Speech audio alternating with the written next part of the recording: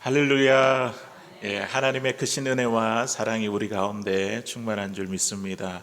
우리 지난 밤에 또 이렇게 눈이 내렸는데요. 또 아침에 또 이곳까지 오기가 참 길도 안 좋고 불편했을 텐데 그럼에도 불구하고 오늘 이 예배의 자리로 우리를 이끄신 우리 하나님께 감사와 찬양을 올려드립니다. 오늘 이 시간에 우리 옆에 있는 분들과 이렇게 한번 인사하면 좋겠습니다. 하나님을 신뢰하면 길이 열립니다. 예. 하나님을 신뢰하면 길이 열립니다. 아멘. 아멘. 우리 요단강물이 열어진 것처럼 또 우리 앞으로 이제 여리고성이 무너진 것처럼 하나님을 신뢰하면 우리 앞에 길을 반드시 열어주실 줄 믿습니다. 오늘 말씀을 사모하는 저와 저희들을 위해서 우리 하나님께서 영의 양식으로 또 크신 은혜를 예배하고 계신 줄 믿습니다. 사랑하는 성도 여러분, 어린 자녀를 둔 부모들에게 있어서 가장 큰 관심사가 무엇일까요? 우리가 자녀를 키울 때에 이 자녀가 잘 자라서 공부도 열심히 해서 좋은 대학에 명문대학에 들어갔으면 좋겠다, 이런 마음의 소원들이 있지 않았습니까? 지금도 마찬가지죠. 어린 자녀를 둔 부모님들의 가장 큰 관심사 중에 하나가 어떻게 하면 우리 자녀가 명문대학에 들어갈 수 있을까 하는 것입니다. 많은 부모들이 자녀의 성공적인 미래를 위해서 명문대학에 들어가는 것이 굉장히 중요하다고 생각합니다. 그런데 요즘은요, 예전과 달리 공부만 잘한다고 해서 좋은 대학에 들어갈 수 있는 것이 아닙니다. 여러 가지 조건과 환경이 함께 갖추어져야 합니다. 가령 예를 들어 자녀는요, 수많은 스케줄과 이 학업의 스트레스를 견딜 수 있는 체력이 필요하고요, 또 필요한 교육과 다양한 이 기회를 제공하려면 부모의 노력만으로는 안 되고 때로는 할아버지의 재력까지도 필요하다고 이렇게 이야기합니다.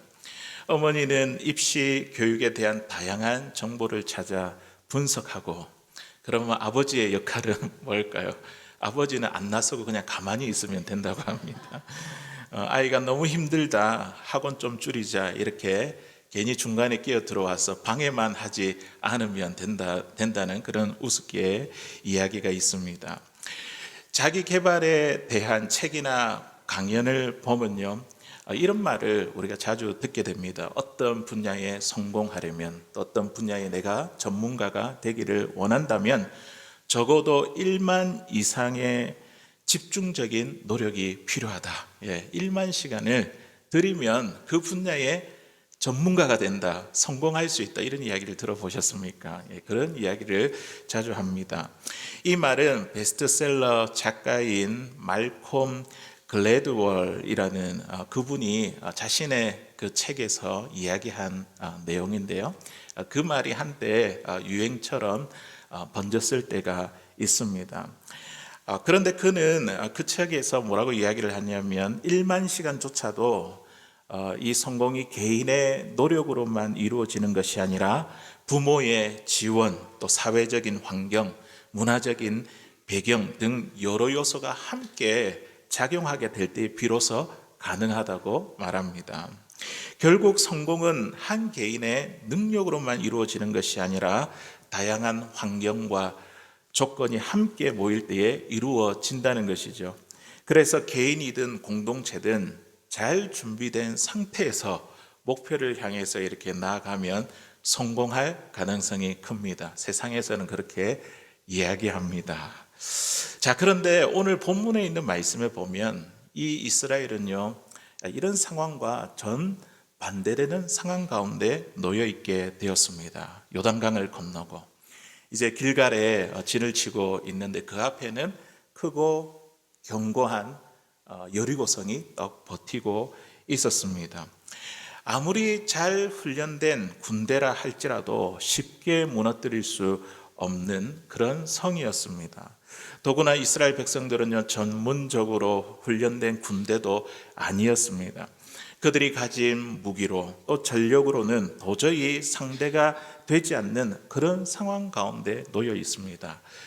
오늘 그 말콤 글래월드 그 사람이 이야기한 그 이론을 따지면 이 이스라엘 백성들은 지금 여리고성을 이렇게 무너뜨릴 수 없는 그런 상황 가운데 있는 것이죠.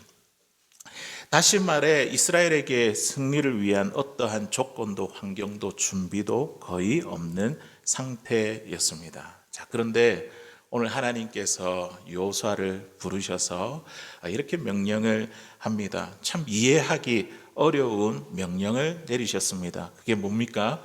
부싯돌로 칼을 만들어 할례를 행하라. 이런 이야기를 하신 것입니다. 전쟁을 앞둔 군인들이 할례를 받는다는 것은 상식적으로 생각하면 매우 위험한 일입니다. 할례를 받으면 며칠 동안 제대로 움직일 수 없고, 만일 그때 적들이 공격해 온다고 한다면 아무것도 할 수 없는 무방비 상태가 되는 것입니다. 인간적으로 생각해 보면 전쟁을 앞두고 할례를 한다는 것, 이것은 거의 자살 행위와도 같은 일이었습니다. 그런데 왜 하나님께서는 이 여리고 전투를 앞두고 이스라엘 백성들에게 할례를 행하라 그렇게 명하셨을까요? 오늘 본문 1절에 있는 말씀에 보니까 지금 요단강을 건넌 그 이스라엘 백성들, 그에 대한 소문을 듣고 요단 서편에 있는 왕들이 어떻게 해요? 마음이 어떻게 됐다니까 정신을 잃고 마음이 녹았다고 그렇게 표현하고 있죠. 그러면 우리 같으면 그 기세를 몰아가지고 공격을 이렇게 착 해야지 이길 수 있을 것 같은데, 우리 하나님은 그 길을 잠깐 멈추게 만듭니다. 마치 찬물을 끼어 얻는 것과도 같죠. 그 기세를 이렇게 누그러뜨리는 것과 같습니다. 왜 그렇게 할까요? 사람이 보기에는 무기와 전략, 군사 훈련과 같은 전쟁 준비가 먼저 필요해 보입니다. 그러나 하나님께서 이 백성에게 요구하신 것은 그거보다도 하나님 앞에서 행하는 영적인 준비였습니다. 그렇다고 한다면 이 할례를 통해 이스라엘 백성들에게 회복시키고자 하셨던 이 영적인 준비는 무엇일까요? 이제 그 말씀을 우리가 함께 살펴보려고 합니다. 첫 번째로 할례를 통해 그들을 영적으로 준비시킨 것은요, 하나님과의 관계를 먼저 바로 세우는 것이었습니다.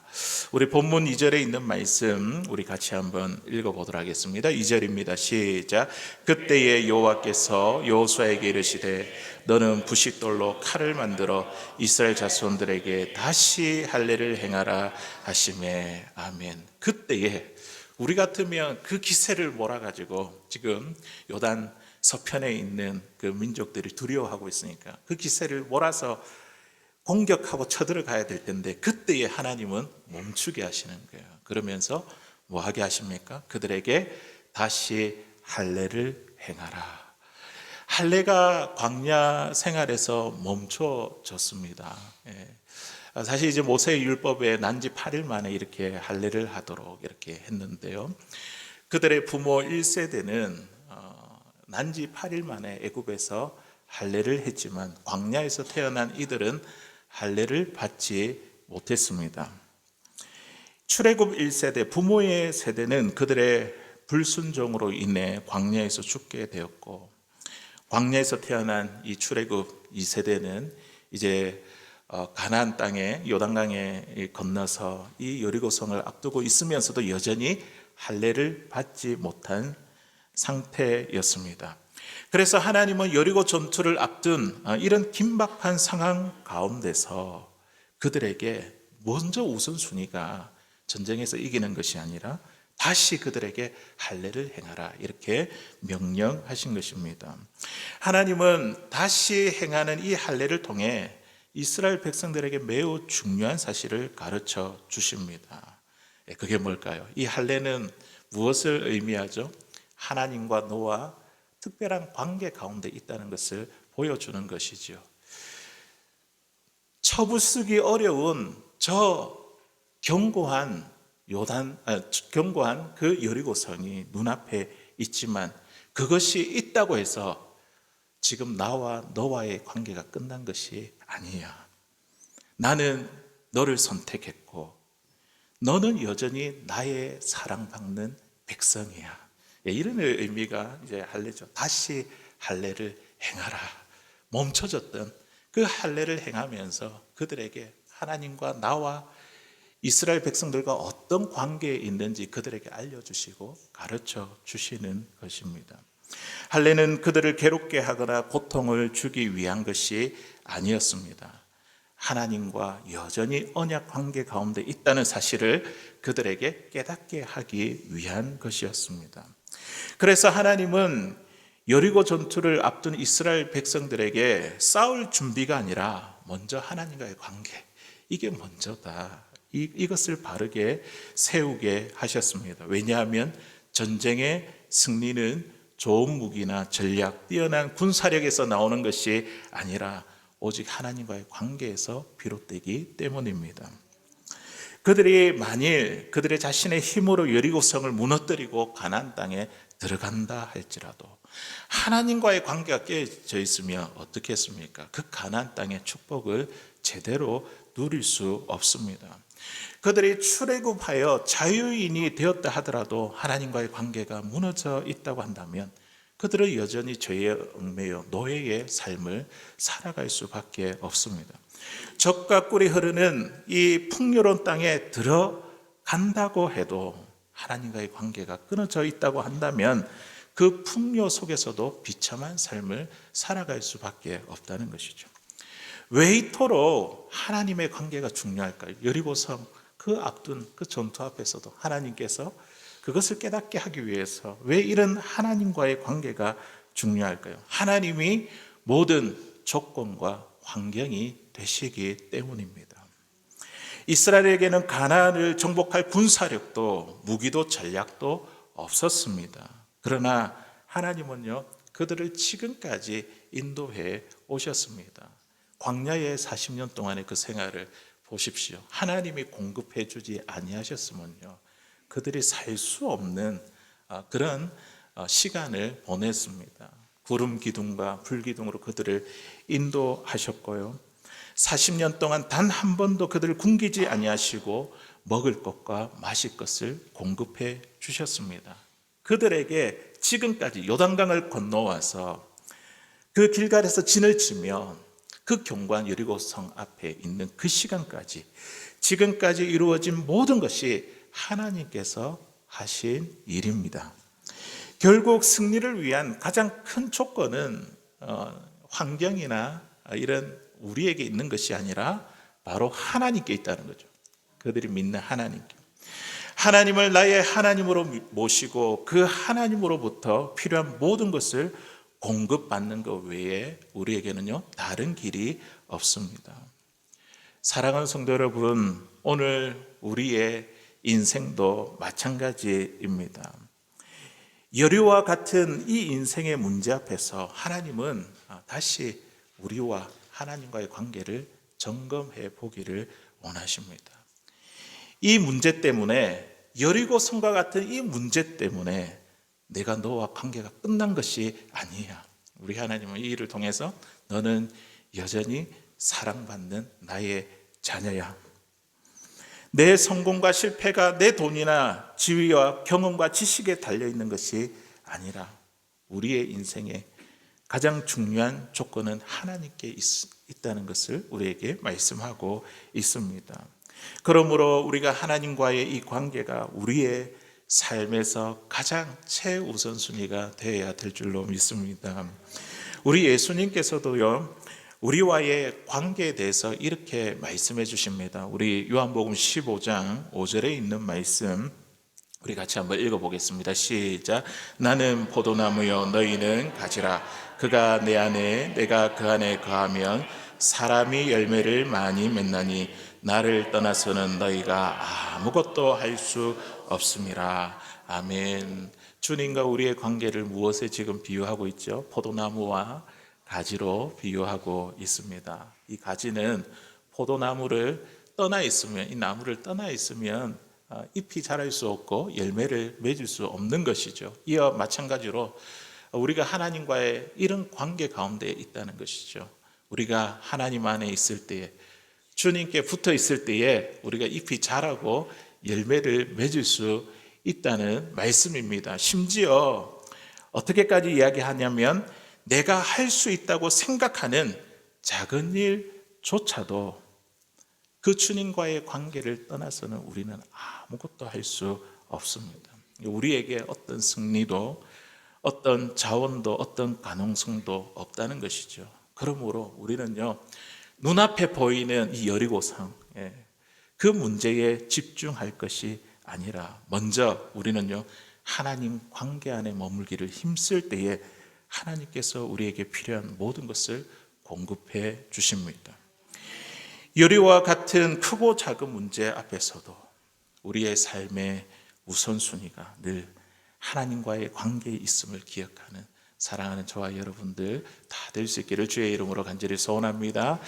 두 번째로 이 할례를 통해 우리 하나님께서 영적으로 이스라엘 백성들 준비시키는 것은요, 하나님의 백성이라는 정체성을 기억하는 것입니다. 우리 7절에 있는 말씀 우리 같이 한번 읽어보도록 하겠습니다. 시작. 그들의 대를 잇게 하신 이 자손에게 여호수아가 할례를 행하였으니 길에서는 그들에게 할례를 행하지 못하였으므로 할례 없는 자가 되었음이었더라. 아멘. 이제는 그들이 누구인가 지금 정체성을 세워주고 있는 것이지요. 그들은 광야에서 할례를 받지 못했습니다. 사실 난지 8일 만에 할례를 해야 되는데 그 할례가 멈추어졌던 것이죠. 오늘 본문 제일 처음 시작할 때 이렇게 이야기합니다. 그들의 대를 잇게 하신 이 자손에게. 그냥 이스라엘 백성이 아니라 그들의 대를 이었다는 것은 하나님의 언약이, 부모와 약속한 그 언약이 이 자녀들에게도, 자손들에게도, 민족들에게도, 이 세대들에게도 그대로 지금 이어진다는 이 정체성을 그들에게 알려주고 있습니다. 하나님은 그들에게 할례를 행함으로, 그들을 대를 잇는 이 표식, 이것을 행함으로 너희는 하나님의 백성이라는 정체성을 잊지 않게 하셨습니다. 이 할례가 언제 처음 시작되었을까요? 아브라함 때 시작이 되었죠.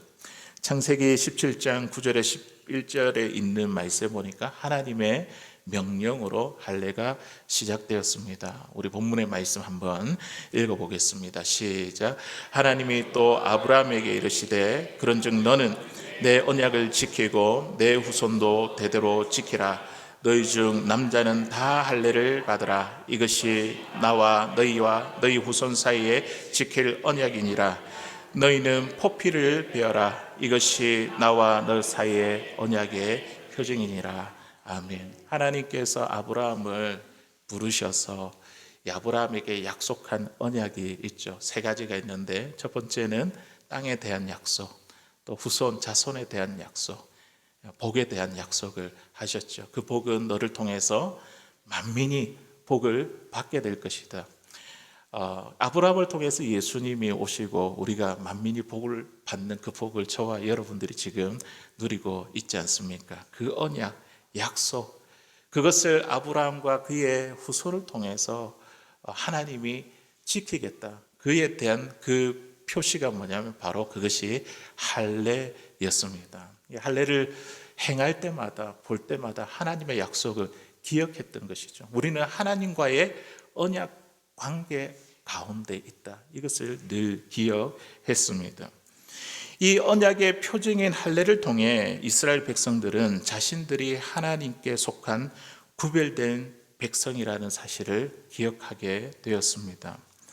만일 그들이 이 정체성을 잃어버리게 되었다고 한다면 어떻게 될까요? 어려움이 올 때는요, 하나님께 버림받은 사람처럼 낙심하게 되고, 또 반대로 형통하게 될 때는요, 하나님이 계시지 않는 것처럼 내가 내 인생의 주인이 되어 내가 내 능력으로 했기 때문에 그렇게 교만하게 살아가게 됩니다.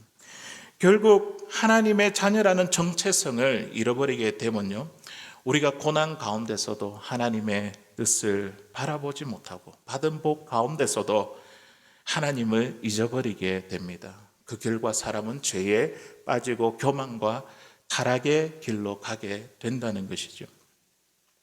그러나 내가 하나님의 자녀라는 이 정체성, 이 사실을 우리가 기억하게 되면요, 우리가 우리의 삶을 바라보는 눈이 달라집니다. 고난 가운데서도 우리가 무엇을 보게 되는 거죠? 하나님께서 이루실 선한 뜻을 우리가 바라보게 됩니다. 형통 가운데서도 하나님께 받은 사명과 책임을 떠올리며 우리가 살아가게 됩니다. 나에게 주신 복이 나를 위해서만 살아가는 것이 아니라 하나님이 원하시는 그 일들이 분명히 있을 거야. 그런 사명과 책임을 떠올리며 그 뜻을 이루기 위해서 그 복을 누리게 된다는 것이죠. 또한 죄의 유혹이 찾아올 때에도 나는 하나님의 자녀인데 이렇게 살 수 없다는 마음으로 자신을 돌아보고 돌이키는 힘을 얻게 됩니다. 할례에는 또 하나의 중요한 의미가 있습니다. 이 죄와 관련된 건데요. 성경에는 여러 가지 죄를 말하지만 특히 이 음란의 죄에 대해서는 사람의 몸과 깊이 연결된 죄라고 말씀합니다. 그래서 하나님은 우상 숭배와 하나님을 배신하는 이 행위를 종종 음란함에 비유하셨습니다. 이는 하나님보다 자기의 욕망과 쾌락을 더 사랑하는 영적인 간음이기 때문입니다. 이렇게 오늘 이 출애굽 2세대, 이 젊은 세대들, 이 세대들이 가나안 땅에 들어가게 되면 그들은요, 많은 성적인 유혹을 받게 될 것입니다. 실제로 이스라엘 백성들이 가나안 땅에 정착한 이후에 가장 큰 문제 중에 하나가 이방 여인들과의 결혼 문제였습니다. 하나님은 이 할례를 통해 유혹의 순간마다 자기의 몸에 새겨진 하나님의 표징을 기억하게 하셨습니다. 할례의 흔적을 바라보며 죄를 멀리하고 하나님의 자녀로서 거룩함을 지키며 살기 원하셨습니다. 이 구약의 할례는요, 또 우리 신약의 세례와 이어집니다. 우리 사도 바울이 골로새서 2장 11절 12절에 있는 말씀을 보니까 그 할례, 우리가 지금 행하고 있지는 않지만 그러나 그 할례의 의미가 세례로 이어져 있음을 우리에게 이야기하고 있습니다. 우리 같이 한번 읽어보도록 하겠습니다. 시작. 또 그 안에서 너희가 손으로 하지 아니한 할례를 받았으니 곧 육의 몸을 벗는 것이요 그리스도의 할례니라. 너희가 세례로 그리스도와 함께 장사되고 또 죽은 자들 가운데서 그를 일으키신 하나님의 역사를 믿음으로 말미암아 그 안에서 함께 일으키심을 받았느니라. 아멘. 이 할례, 우리가 지금 할례를 행하고 있지는 않지만 이 할례의 의미가 지금 우리가 받고 있는 그 세례와 연결됨을 사도 바울이 이야기하고 있습니다. 우리는 손으로 행하는 할례를 받지 않았지만 육신을 벗어나는 마음으로 행하는 그리스도의 할례를 받은 저와 여러분들입니다.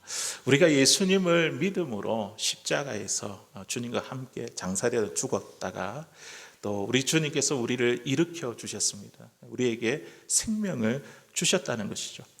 그에 대한 증표가 무엇이냐면 우리가 예수님을 믿었을 때에 받게 되는 세례입니다.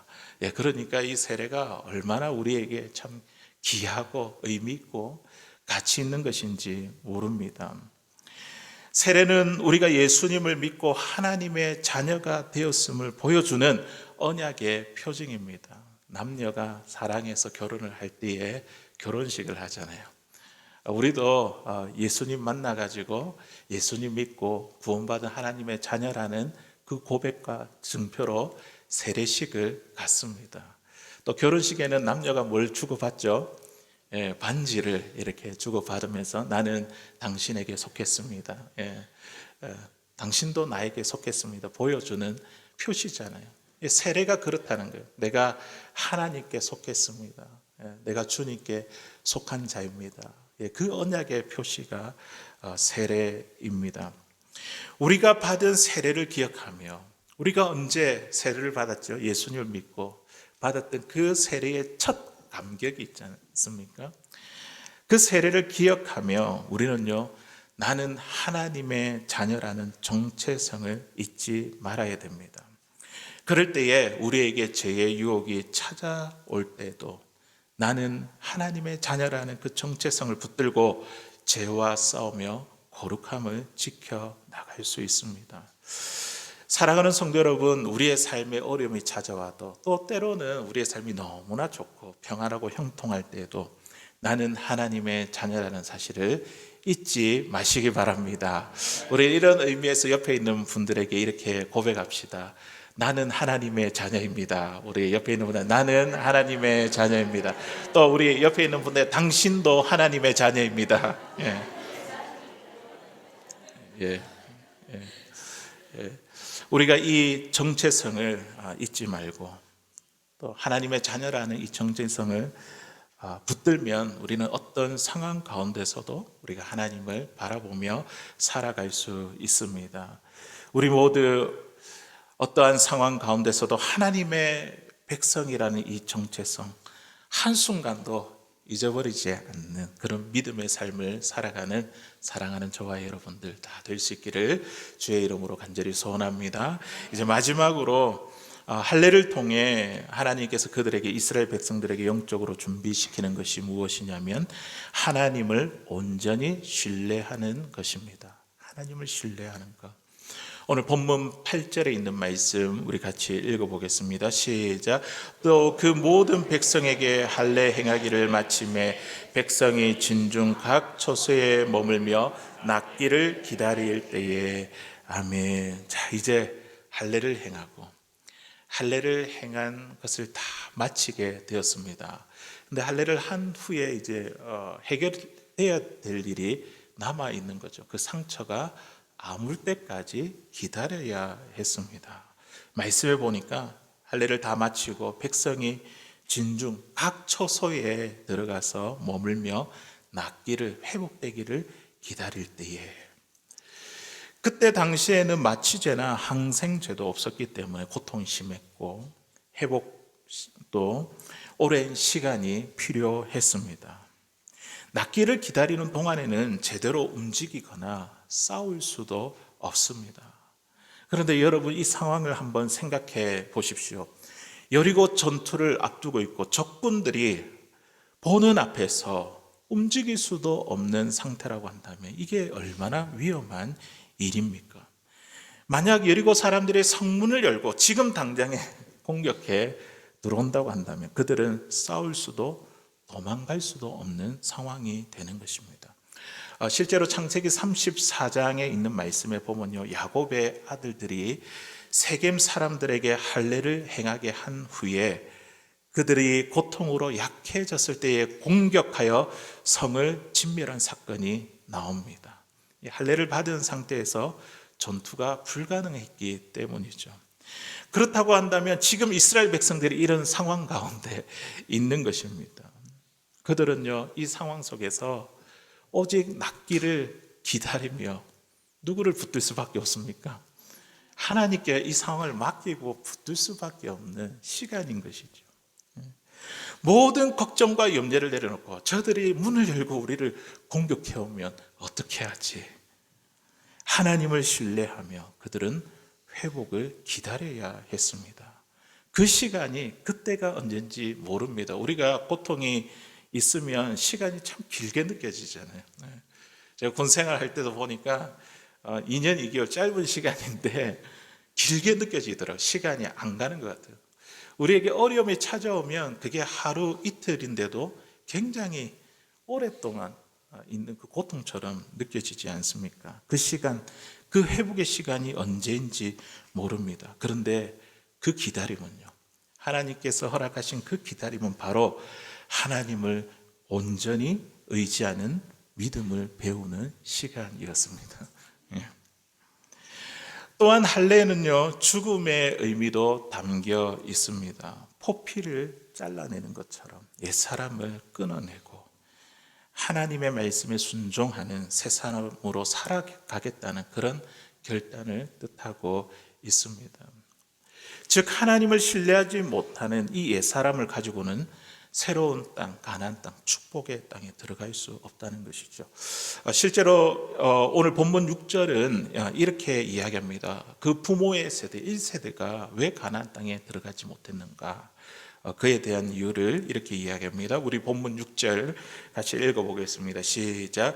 이스라엘 자손들이 여호와의 음성을 청종하지 아니하므로 여호와께서 그들에게 대하여 맹세하사 그들의 조상들에게 맹세하여 우리에게 주리라고 하신 땅 곧 젖과 꿀이 흐르는 땅을 그들이 보지 못하게 하리라 하시매 애굽에서 나온 족속 곧 군사들이 다 멸절하기까지 40년 동안을 광야에서 헤매었더니 아멘. 그들의 부모 이 출애굽 1세대들이 가나안 땅에 들어가지 못한 이유가 무엇입니까? 여호와의 음성을 청종하지 아니함으로 하나님에 대한 불순종과 불신이죠. 이것 때문에 들어가지 못했다 이렇게 이야기하죠. 젖과 꿀이 흐르는 땅을 그들이 보지 못하게 하리라. 다 멸절하기까지 40년이라는 이 시간은 그들이 그 광야에서 이제 죽어갔던 그 시간을 이야기합니다.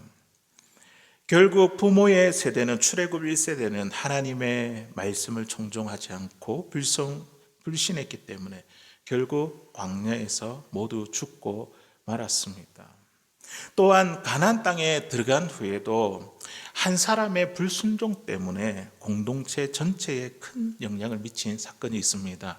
여리고성 그렇게 무너졌지만 나중에 또 아이성 전투를 하잖아요. 그런데 여리고성보다 훨씬 작은 성임에도 불구하고 패하고 말았습니다. 그 이유가 뭡니까? 아간이라는 그 한 사람의 죄로 인해 이 이스라엘은 아이성 전투에서 참패를 경험하게 되었습니다. 하나님을 불신하는 이 옛사람을 가지고는 이 축복의 땅 가나안 땅에 들어갈 수 없다는 것이지요. 그래서 하나님은 여리고 전투를 앞둔 이스라엘 백성들에게 할례를 통해 이 신뢰와 순종을 다시 배우도록 하셨습니다. 우리가 물론 율법을 지킴으로 구원을 받는 게 아니죠. 우리가 하나님 약속한 그 땅, 하나님의 나라. 그렇기 때문에 우리가 누가 필요하냐면 예수 그리스도가 필요한 거죠. 예수님을 믿음으로 저와 여러분들이 하나님께서 약속한 그 땅, 하나님의 나라에 우리 들어갈 수 있게 된 것이죠. 그들은 지금 이 할례를 통해서 부모 세대가 하지 못했던 하나님에 대한 신뢰와 순종을 다시 배우도록 하셨습니다.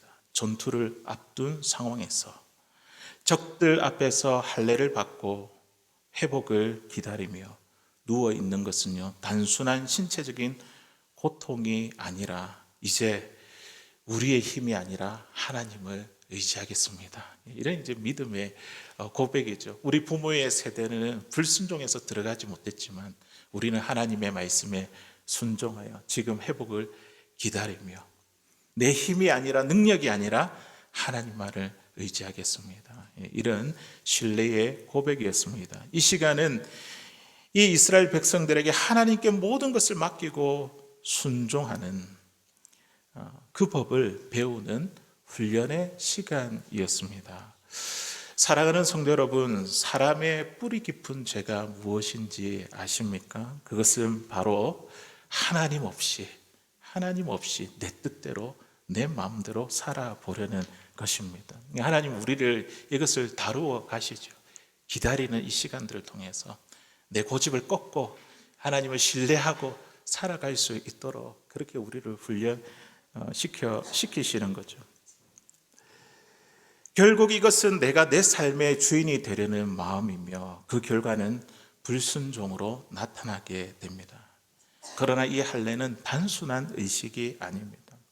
이 할례는요, 이제 더 이상 내 육신의 뜻대로 내가 살지 아니하고 하나님을 신뢰하며 말씀대로 살아가겠다는 결단의 표시입니다.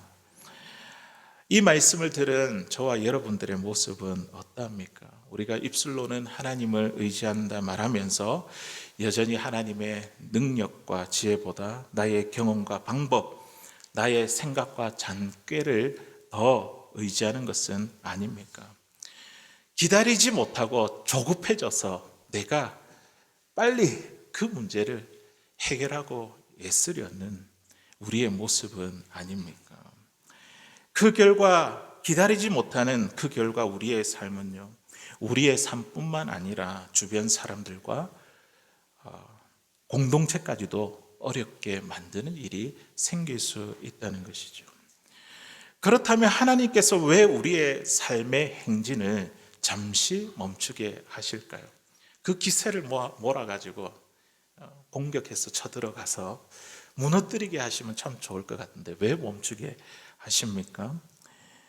여리고 성 앞에서 이스라엘을 잠시 멈추게 하신 이유가 무엇입니까? 할례를 행하면서 그리고 낫기를 그렇게 기다리게 하신 이유가 무엇입니까? 그런 시간들을 통해 하나님 앞에서 다시 신뢰의 자리로, 다시 순종의 자리로 저와 여러분들이 돌아오게 되기를 원하시기 때문입니다.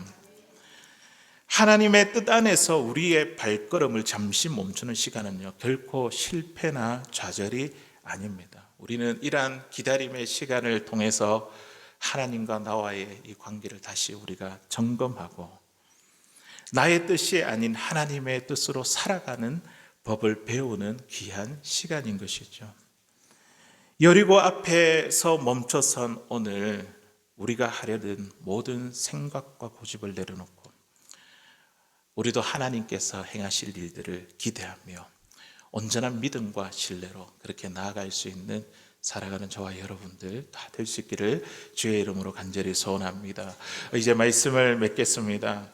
여리고 성 앞에서 하나님은 이스라엘 백성들에게 먼저 가서 싸우라고 명하지 아니하셨습니다. 그 대신 하나님은 이 할례, 하나님과의 그 언약 관계에 있는 이 할례를 통해 하나님과의 관계를 바르게 세우게 하셨고 또 하나님의 백성이라는 정체성을 붙들게 하셨으며 그리고 상처가 낫기를 기다리는 그 시간을 통해 하나님을 온전히 신뢰하는 믿음을 배우게 하셨습니다.